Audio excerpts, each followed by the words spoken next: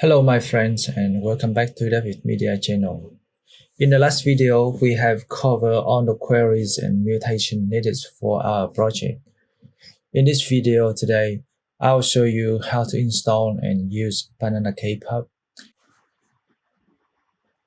First, we will go to Google and search for Banana Kpub and click on the first result. So what is Banana Kpub?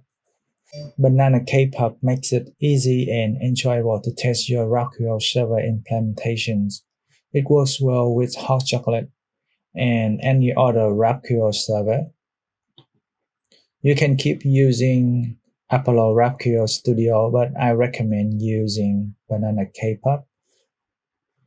You can use the web app version, but I prefer the desktop version. So select the version that matches with your device, download and install it. I already have it in my machine. So after installing, just open and run. You can click on create document to start, but I recommend you to link it with your email account or your GitHub so that you can save and use your document everywhere. So click on sign in, and you can choose to log in with Google or GitHub. I select Google and then I choose my email account and click on yes allow. And now sign in successfully. After that, I will click on the document icon in the top left corner and then click on new folder. Let's name the folder Graphql movies.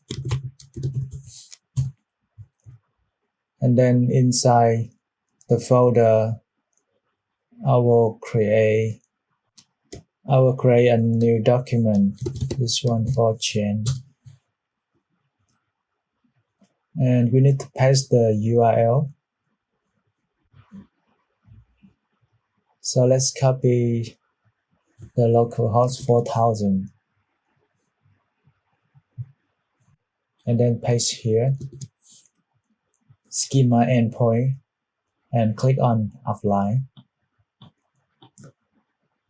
So we have connected to the Graphql server successfully. So every time when we have some update on our Graphql API, just click on reload the schema. In the schema reference, you can see all of our queries and mutation. We also can see the object and the input object. And this is the schema definition. So let's run our first query. I will query for chain.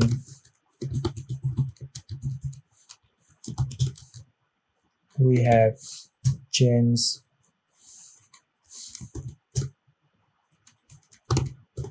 and let's get the ID, the name, and the description, also the image. And now I run the query. So we get the chains here. And we're gonna create a new document for movies. And we need to paste the endpoint here.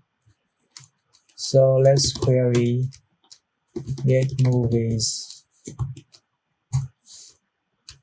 We have movies query, and I will get all the movie ID, name. So this would be title, description, director, stars, and year. We have chain ID and chain object ID, name, and also the image. So I'll run the query get movies, So we just have one movie and I want to add a new movie. Let's mutation, add movie. We will have create movie, and here we will have the input with the title is my new movie. Description is movie description, and we have director.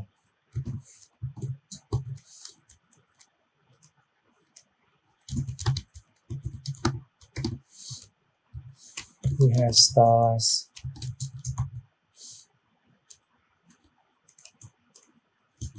Star 1, star 2. Year is 1099. We have the Gen ID. So let's go to the Gen document and we copy the Gen. So I'll paste here. And let's click on here to format our document. So some it's not working, so we need to paste the return object. We have ID, title, description. This one should be create movie.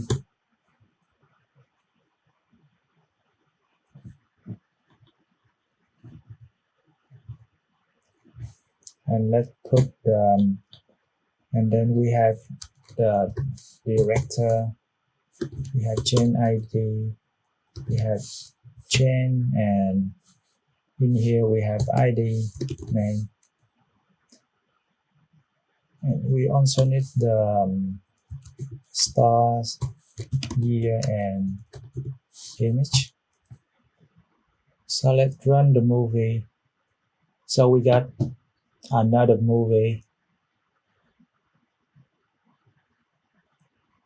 After that, I also want to include the fragment here. So if we define the fragment for movie fields, we have movie fields on. Let's select the movie type, and then I gonna copy. I want to cut this return object and paste here, and after that I will put the movie fields in the response object of create movie mutation, as well as in the movies query. I'll paste here and put dot. So if I run another mutation for create movie, I run it, and then we got the new movie, and let's run the movies query. So we have 3 movies here, and this fragment right here very handy.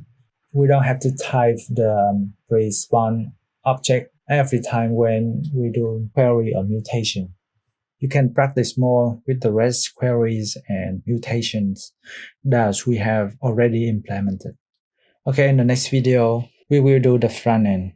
Thank you for watching and see you in my next video.